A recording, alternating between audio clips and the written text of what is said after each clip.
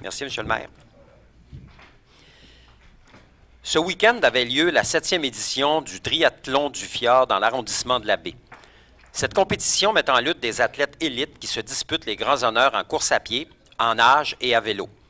Le gagnant de cette année s'est acquitté de ses parcours dans un temps de 2 heures, 4 minutes, 41 secondes, soit 9 minutes de moins que son opposant le plus près. Il s'agissait d'une 10e première place lors de compétitions du genre pour notre invité, qui reprendra le collier d'ailleurs dès cette fin de semaine lors d'un demi-Ironman qui se tiendra dans le New Hampshire. Mesdames, Messieurs, accueillons et félicitons et invitons M. Frédéric Bouchard.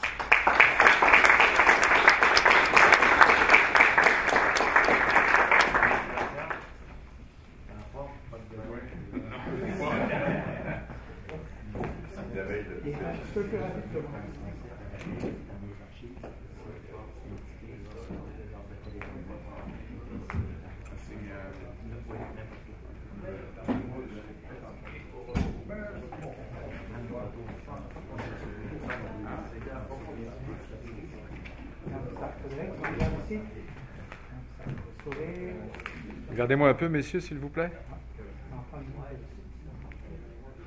Merci. OK, on regarde encore ici.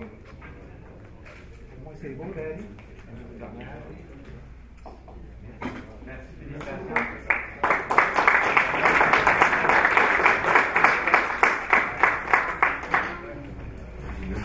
Alors, on a donc l'ordre du jour devant nous. Il n'y a pas de sujet à rajouter. Et donc, on va tout de suite demander l'adoption de l'ordre du jour. Alors, M. Laforêt et M. Noël. Alors, on a d'abord la séance extraordinaire du 26 juin 2013. La séance ordinaire du 26 juin 2013. Alors, il n'y a pas de... M. Fortin et Mme Gauthier, il n'y a pas de changement. Tout est beau. Ensuite, on a 2 procès-verbaux. On a celui de la Commission de l'aménagement du territoire, du génie de l'urbanisme, et on en a un du 29 avril et un du 27 mai. Je ne sais pas s'il y a des commentaires là-dessus. M. Bouchard et M. Ovington, il n'y a pas de commentaires, c'est beau. Les avis de motion. Alors, on a l'adoption du premier projet puis l'avis de motion. C'est un règlement pour apporter des corrections à des exigences réglementaires concernant la construction d'un bâtiment détruit par incendie. Alors, ici, on établit qu'une bâtisse qui est détruite lors d'un incendie et qui n'est pas, mettons que c'est un commerce, puis ce n'est pas zoné commercial, alors on a les droits acquis qui sont là, persistent pendant 24 mois. Les droits acquis. Et pendant 24 mois, il doit prendre la décision de construire. À partir du moment où il obtient son permis de construction, il doit compléter la construction dans 18 mois. Sinon, il perd ses droits. Alors, c'est proposé par M.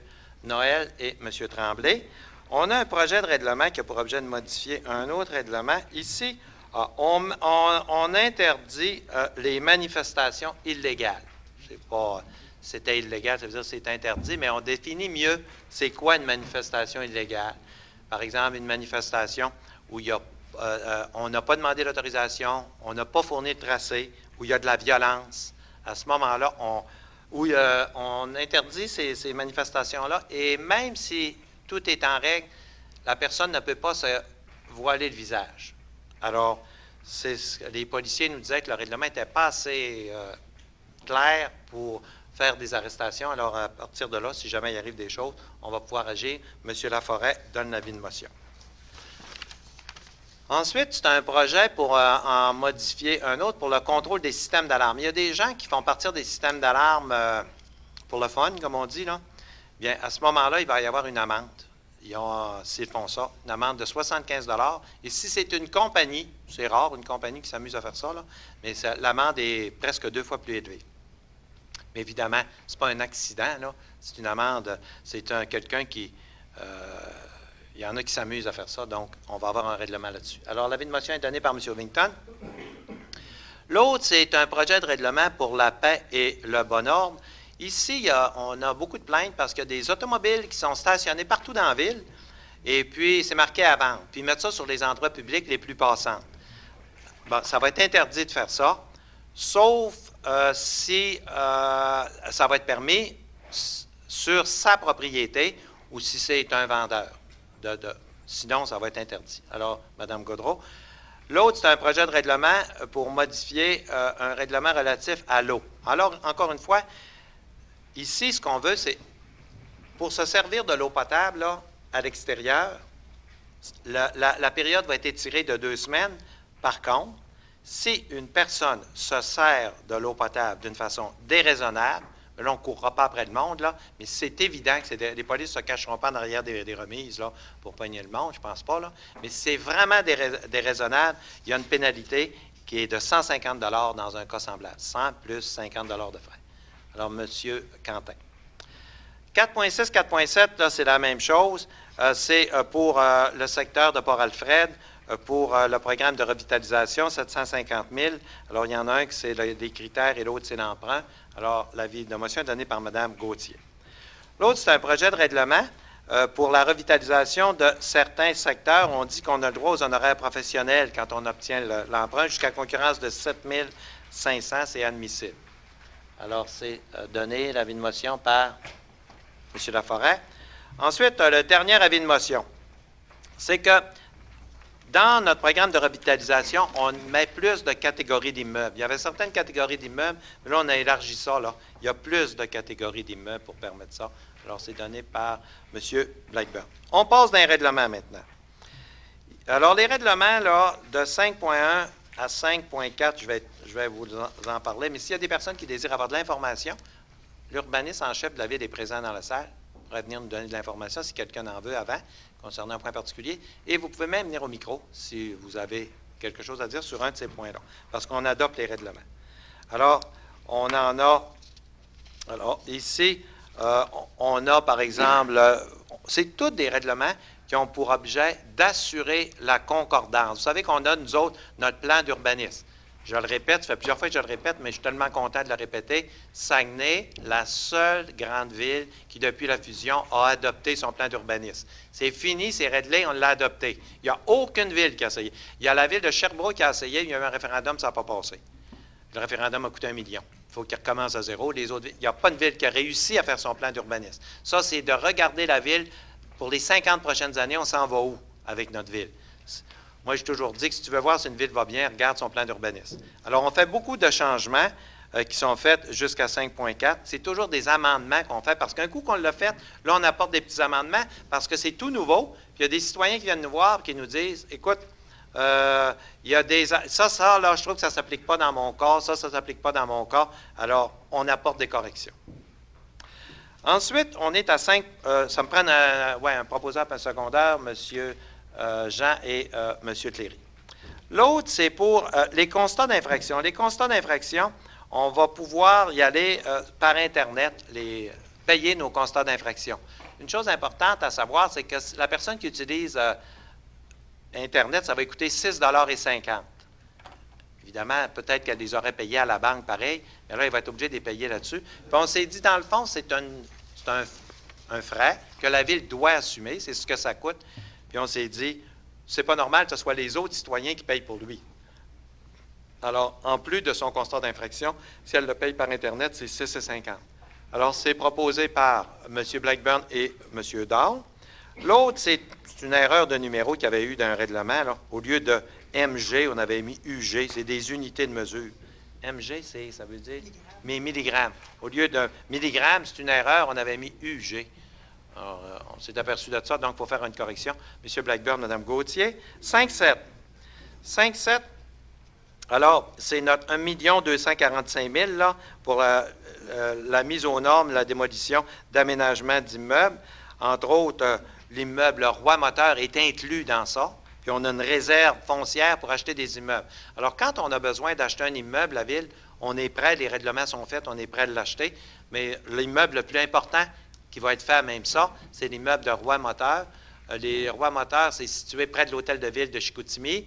Il y avait un édifice là, qui a déjà servi à Liqueurs Saguenay. Aujourd'hui, c'est Roi Moteur. Ça a été acheté par la ville. Vous avez lu dans les journaux, je pense, ou à la télévision, que c'est un M. Robin Villeneuve Thibault, qui se propose d'en faire l'acquisition. Alors, c'est inclus dans ça. Alors, ça prend un proposeur secondaire, Mme Gaudreau et M. Dufault. 5.8 maintenant. 5.8, c'est un règlement, un emprunt d'1 million. Alors, c'est pour des projets commerciaux. Ah oui, ici, ça, c'est le programme de revitalisation. Vous savez qu'on a un programme pour subventionner des gens qui rénovent leur maison.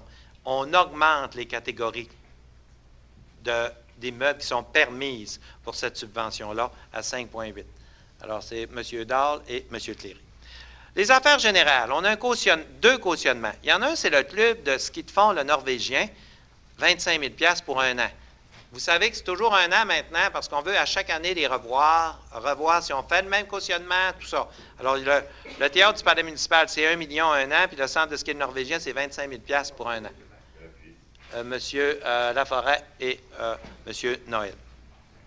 La Société de transport du Saguenay, le plan quinquennal d'immobilisation, ils font des amendements, ils font des changements. C'est le même, ils ne dépensent pas plus. Il y a des places qui ils transportent à 2-3 places de l'argent. Ils ont trop d'argent à une place, puis ils transportent ailleurs. Il faut toujours que ça soit accepté par la Ville. Alors ça, c'est M. Quentin et M. Tremblay. Le ministère des Affaires municipales, bon, eux autres, c'est la loi sur l'intégrité en matière de contrat public, autorisation aux entreprises. Alors, on dépose une lettre ici, c'est concernant les entreprises. Les entreprises sont interdites où, ça?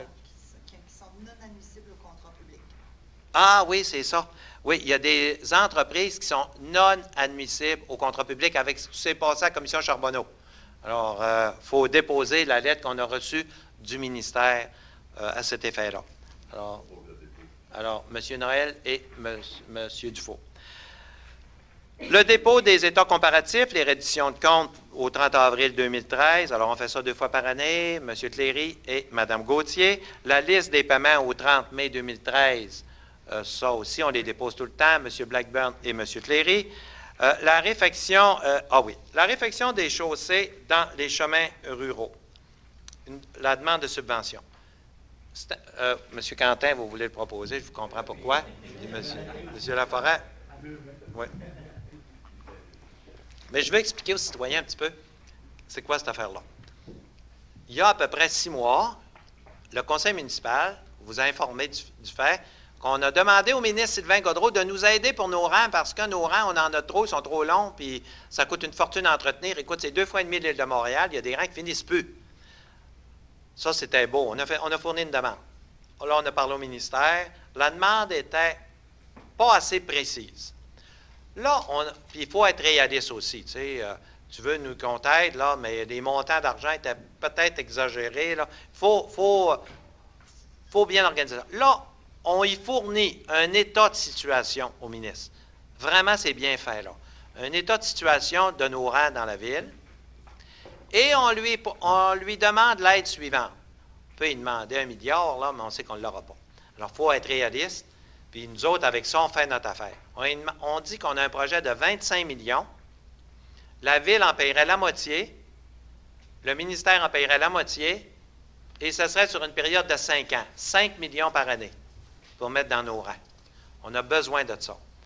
Là, si le ministère accepte ça, là, je peux vous dire qu'après 5 ans, on va commencer à avoir des rangs qui vont être beaux, qui vont être propres, bien organisés. Mais ça prend 25 millions. Et puis, les conversations que j'ai eues avec le ministre Gaudreau, là, c'est assez réaliste. Je pense qu'il est ouvert à nous aider. Hein. Il est ministre dans la ville, il est conscient de tout ça.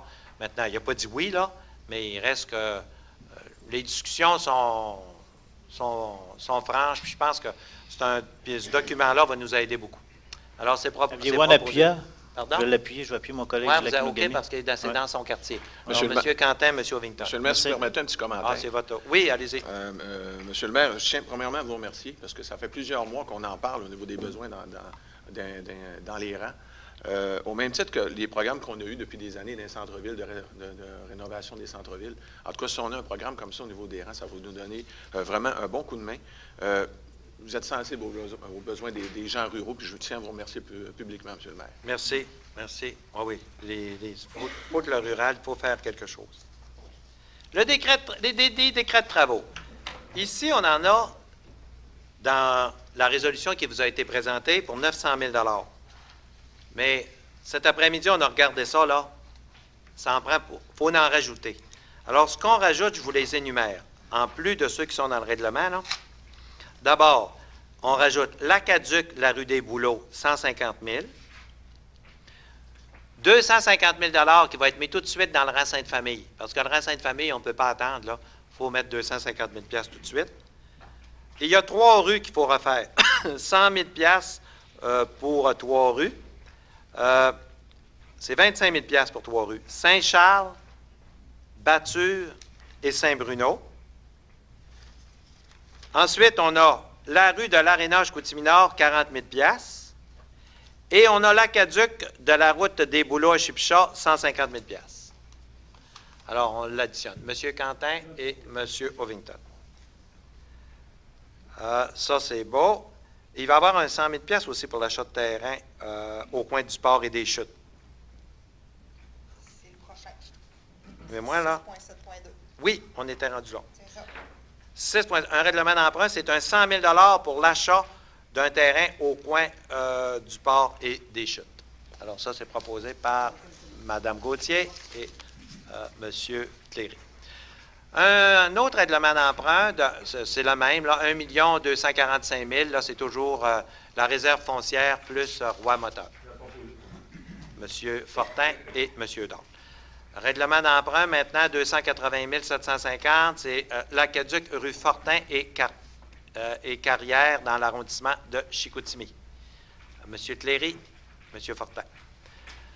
Le certificat des greffiers et des procès-verbaux, registre des consultations, c'est un dépôt seulement. Alors, un dépôt, Mme Gaudreault et M. Tremblay.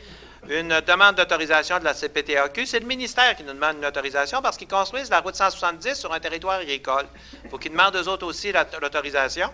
Puis, nous, on est d'accord avec ça. Alors, c'est proposé par M. Cléry, M. Dahl. C'est la fin de l'Assemblée. Alors,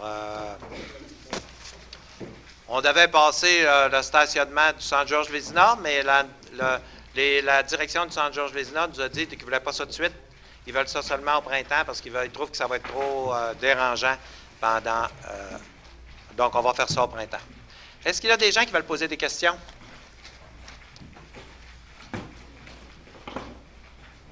Je vais rappeler un petit peu les règles là, pour poser des questions. Les gens peuvent venir, peuvent poser une question au micro. Il faut qu'ils retournent. Les autres suivent. Si les personnes désirent revenir quand il n'y a pas de monde, ils peuvent revenir une fois. Alors, une personne peut revenir poser une question juste une fois. Oui, bonjour. Bonsoir. Daniel Desgagnés, arrondissement Labbé. Monsieur le maire, on a tous lu et entendu que vous êtes entendu avec les employés sur le régime de retraite. Oui. C'est une bonne chose. J'ai lu ou entendu aussi que vous alliez quand même à la commission parlementaire. Oui. J'aimerais savoir c'est quoi l'objectif. Est-ce qu'on présente le modèle? Est-ce qu'on a d'autres choses à demander là? Non, ce n'est pas pour demander autre chose.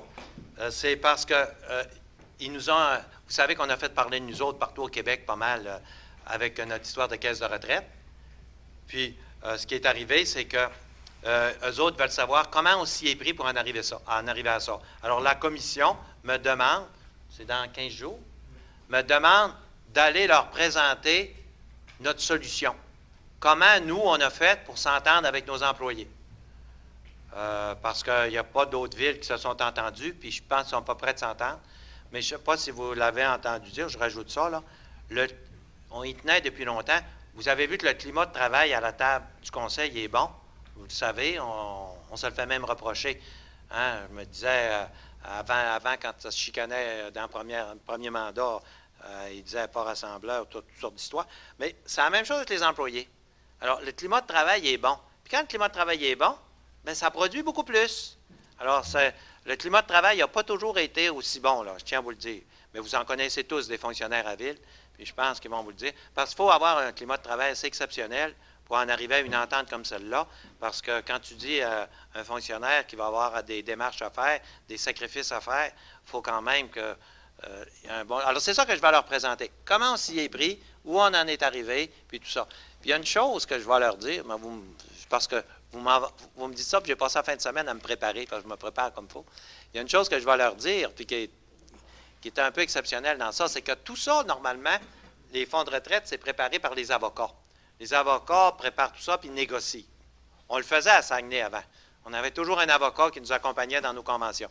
Mais là, il n'y avait pas d'avocat. On a convenu dès le début, pas d'avocat. On se parle. Si on chicane, on en fera venir un. Mais pas d'avocat. On se parle entre nous autres. Puis il n'y a pas eu d'avocat, pantoute, même à la signature, pas d'avocat.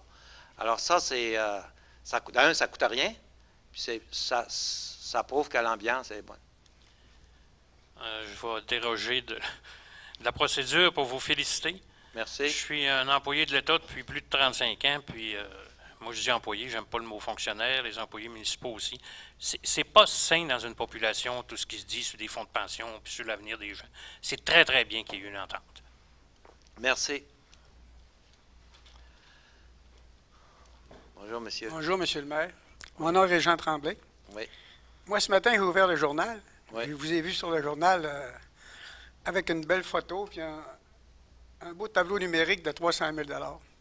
Je suis d'accord qu'on améliore, mais 300 000 $, trouvez-vous que c'est un petit peu cher pour un tableau? Bon. Je vais vous expliquer ça. D'abord, on tenait à ce qu'on ait un tableau au centre Georges Vézina. Il y a deux choses au centre Georges, bien trois. On savait l'asphalte, mais ça, c'est une autre affaire. Mais pour créer de l'ambiance, là, un tableau, c'est extraordinaire. Il va y en avoir 4, hein? Ça va être 4 façades. Puis ça prenait du son. Parce que le son au centre Georges Vézina, c'est pourri, c'est pas bon. Alors, devant cette situation-là, on a parlé avec les gens des sacs, puis on s'est dit, écoute, c'est une affaire d'un demi-million, ça. Le son, là, ça coûte 150 000 $, puis c'est une affaire de même, ça coûte 300 000 et des tableaux, ça coûte cher. On s'est entendu de la manière suivante. La ville, elle paye le son. Le son, c'est la ville qui le paye. Le tableau, la ville, elle ne paye pas une scène. C'est l'équipe qui paye. L'équipe, ce qu'ils font, c'est que, tu sais, quand tu cherches des solutions, on t'en trouve. On aurait pu dire, on arrive, puis on paye, puis c'est réglé, puis c'est nous autres qui payent. C'est le citoyen qui paye. Il faut monter les taxes. Mais non, tu dis, comment je peux m'y prendre pour que ça marche? Parce qu'oubliez pas que les SAG, actuellement, ça leur coûte beaucoup plus cher qu'avant. Ils nous donnent 300 000 $ par année avant de commencer l'année. Mais ils ont accepté ça. Alors, eux autres, c'est eux autres qui ont payé le tableau. Alors, le tableau, c'est à eux autres. Mais il est là pour au moins 6 ans. Il leur reste 6 ans. Dans 6 ans, bien, ce sera peut-être des nouveaux tableaux. Tu sais comment ça fait? Dans ce temps, au bout de 6 ans, ça se développe, c'est de l'électronique. Mais ça ne nous coûte pas un sou. C'est eux autres qui payent tout. Alors, eux autres, ce qu'ils ont fait, je l'ai su, là, parce qu'ils sont organisés, ils ont fait affaire avec une entreprise privée, puis on dit à l'entreprise privée, on va te le louer. Mais nous autres, on se retrouve à la ville avec moi, l'objectif, c'est que les citoyens puissent avoir de l'ambiance au centre Georges Vézina sans être taxés. Alors là, on arrive avec ça. Probablement aussi qu'ils vont louer des espaces publicitaires. Là. Ils vont s'organiser. Là. Ils ne sont pas fous. Là. Ils savent compter. Là. Mais moi, ça ne me dérange pas. Ça. Ils feront ce qu'ils voudront. Peu importe, pourvu que ça ne coûte rien aux citoyens. Donc, ça ne coûte pas un sou. Le 300 000 ne coûte pas une scène aux citoyens. Merci, M. le maire. C'est beaucoup plus clair que dans le journal. Merci. Merci. Mon point d'intérêt, d'abord, mon nom, c'est Franck Lapointe. Je demeure sur la rue Bourassa, à l'entrée du secteur Kenogami. Donc, mon point d'intérêt, c'est le point 5.3, qui touche les carrières temporaires. Je voudrais savoir c'est quoi ce règlement-là, le règlement de zonage, là, dont il est question ici. J'ai vu la petite annonce sur le journal. Je suis obligé de partir de Kenogami pour venir ici, jaser de ça. Je sais pas. J'ai une carrière temporaire qui est environ 400 pieds de chez moi, là. Et je peux vous dire que j'en entends des bip-bip puis des bang-bang, là, à journée longue à la semaine longue. Est-ce que le nouveau règlement va faire qu'ils vont tout rendre le monde sourd en entour de ça? Là, je parle du secteur de la rue Bourassa, entre le boulevard du Saguenay et le boulevard des étudiants. OK, ou la rue des étudiants, si vous préférez, qui est vraiment là, achalé par ça. Un autre secteur aussi, c'est le secteur des nouvelles maisons qui se sont construites à la limite d'Arvida-Kenogami. Puis là, on entend ça à la journée longue, à la semaine longue. Puis je pense être... ça fait, vous savez, j'ai 80 ans. Ça fait 60 ans que je suis propriétaire dans ce secteur-là. Donc, quand je suis arrivé là, les pics de sable n'existaient pas, là. OK? Ça fait que je veux savoir si ce règlement-là va être... D'autant plus que là, il n'y a pas de clôture en entour de ça. C'est un amoncellement de cochonneries, c'est à voir, tout le monde peut le voir. Là, quand on passe sur le boulevard du Saguenay, c'est la coulée qui part de l'église de Sainte-Famille, qui descend, là, puis qui descend tout le long, qui longe le parc Reed, qui passe le long du Mont-Fortin. Puis ce printemps, on a passé proche d'avoir un autre débordement du lac Kenogami. En fait, c'est la seule sortie qu'on a présentement là, entre la rivière au Sable puis le ruisseau de Chêne qui pourrait, à un moment donné, éviter une catastrophe du secteur Kenogami. Tout le monde sait que le niveau de Jonquière est plus haut que le niveau de Kenogami. La preuve, quand on monte à Jonquière, on dit monter à Jonquière, on ne dit pas descendre à Jonquière. OK?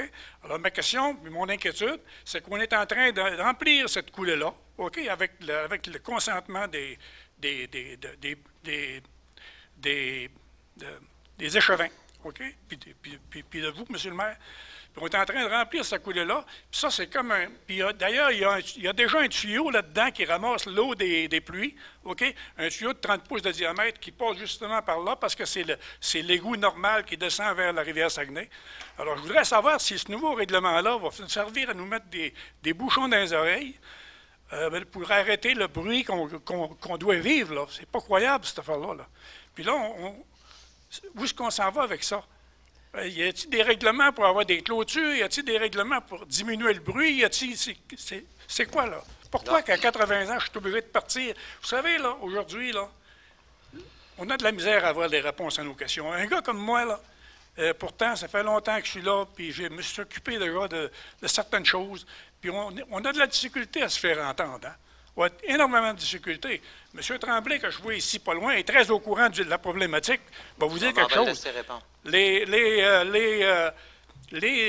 Moi, je demeure dans le H424, si je ne me trompe pas.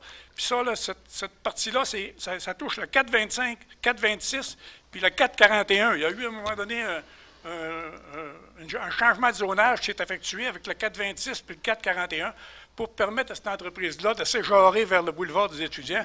Puis nous autres, on en souffre de ça, là. Puis on n'a personne à qui parler, là. Ma question, c'est est-ce que ça va aider à résoudre nos problèmes? OK. Allez vous asseoir, puis on va répondre. Merci. Alors, M. Tremblay. Monsieur le maire, M. Lapointe a raison en grande partie. Ce qui parle ce soir, c'est l'entreprise, M. Claveau, sur le boulevard Saguenay. Puis M. Lapointe demeure sur la rue Bourassa. Lui, il se trouve être en arrière. Le ministère de l'Environnement, ils sont dans ce dossier-là. Et aussi, le terrain de la compagnie Claveau et Fils, je suis déjà allé dans le passé chez M. Lapointe parce qu'on avait eu une inquiétude. M. Lapointe avait une inquiétude parce qu'il entreprenait des travaux pour gruger un petit peu en bon québécois la coulée.